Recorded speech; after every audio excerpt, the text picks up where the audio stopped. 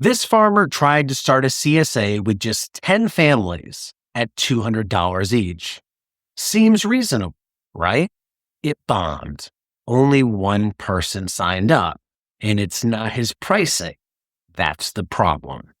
I'm Diego D.I.Egio, and I make farm videos to help you be more profitable.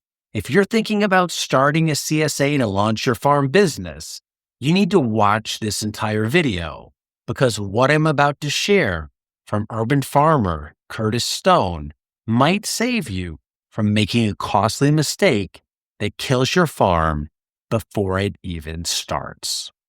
Rick's selling 16 weeks of produce for just $200. That's $12.50 a week, cheaper than most restaurant salads.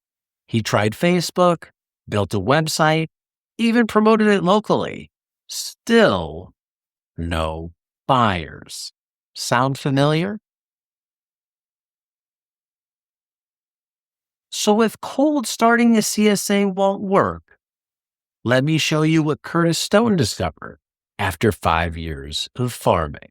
The other thing about the CSA is that it requires a level of faith in the farmer. And if you don't know that farmer, you don't have any faith in that farmer. Think about what a CSA actually asks of customers. You're essentially saying, hey, give me hundreds of dollars up front, and I promise I'll give you vegetables every week. To a stranger, asking for cash up front might not sound like a CSA. It might sound like a scam. I remember when I first was explaining CSAs to some people, looked at me like I was describing a Ponzi scheme to them or something, because all they could hear coming out of my mouth is, I want you to give me $500 up front and I promise to give you vegetables every week. So to somebody who doesn't know about small scale farming and that whole movement, they're like, are you kidding me? I'm not doing that. I can just go down to the grocery store and just pay for what I want when I want it. So what's the real currency behind every CSA sale? It's not marketing, it's reputation. And the acronym itself tells you why. Curtis points out this critical word everyone misses.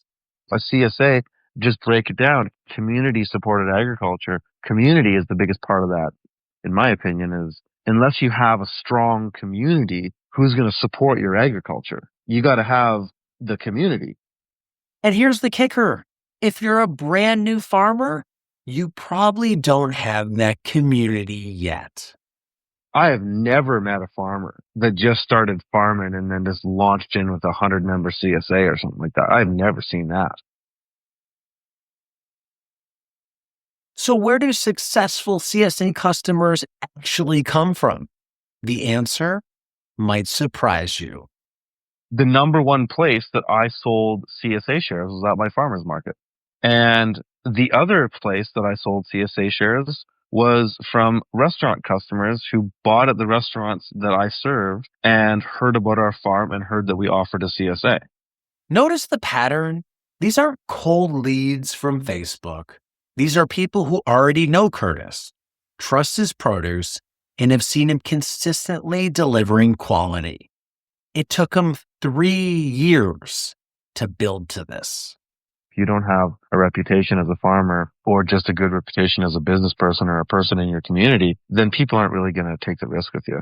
So that's why it took me 3 years to get to a point where I could actually make 20 or 30 grand off a CSA in a season. But to start, man, people were so reluctant to sign up. But there's another problem. In many markets, people don't even know what a CSA is. Here's the deal with CSAs, is most people don't know what that is. When you look at an area where I live, Vista, California, maybe 1% of people actually even know what a CSA is. I bet if you talk to 100 people on the street and just ask them, do you know what a CSA is? Like in your immediate area, I bet you'd get like 1% of people that know what it was.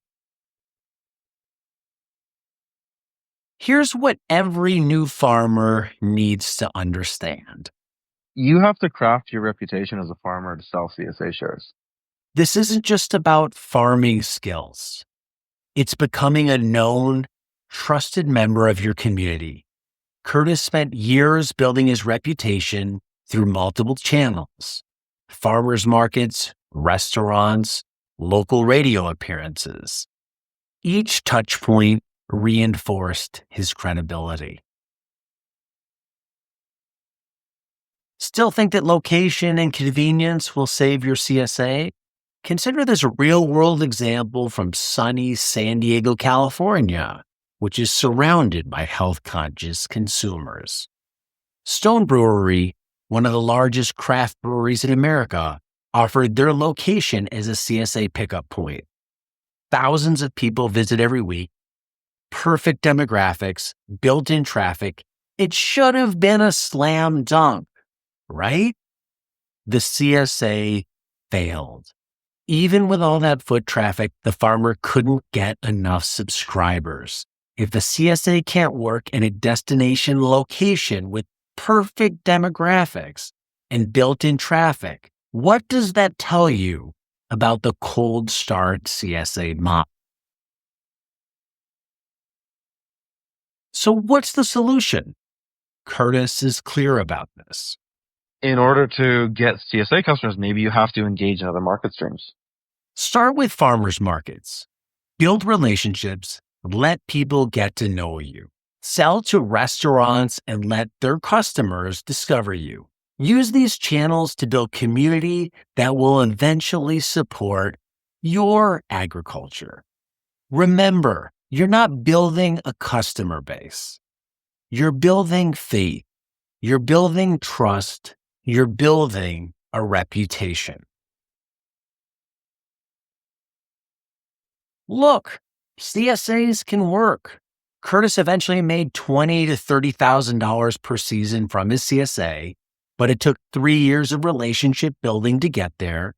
If you're sitting on a farm wondering why Facebook ads aren't converting, maybe the question isn't, how do I sell CSA shares? Maybe it's, why should anyone trust me yet? The CSA model requires community first, agriculture second. Build the community, and the support will follow. How do CSAs work in your area? I'd love to hear. Let me know in the comments below. If you want to check out the full long-form interview with Curtis, you can do so using the link below. Thanks for watching. Until next time, be nice, be thankful, and do the work.